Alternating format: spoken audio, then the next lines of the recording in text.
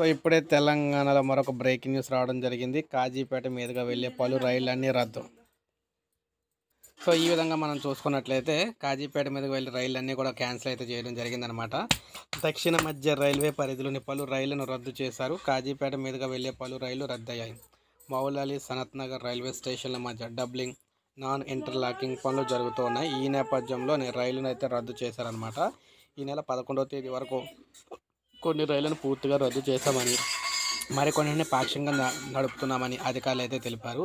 Hyderabad Sirpur Kagaznagar intercity, Kagaznagar super fast, Secunderabad Guntur intercity express, Secunderabad Guntur Satavahana express, Kakatiya express పూర్తిగా రద్దు చేశారు.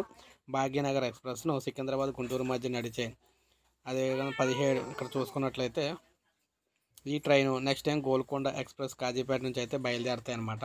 సో ఈ విధంగా ట్రైన్లన్నీ క్యాన్సిల్ చేయడం అయితే జరిగింది. తెలంగాణ ప్రజలకు అలర్ట్ అయితే జారీ చేశారు. ఒక లైక్ చేయండి, సబ్స్క్రైబ్ చేసుకోబోదు మన ఛానల్ సబ్స్క్రైబ్ చేసుకొని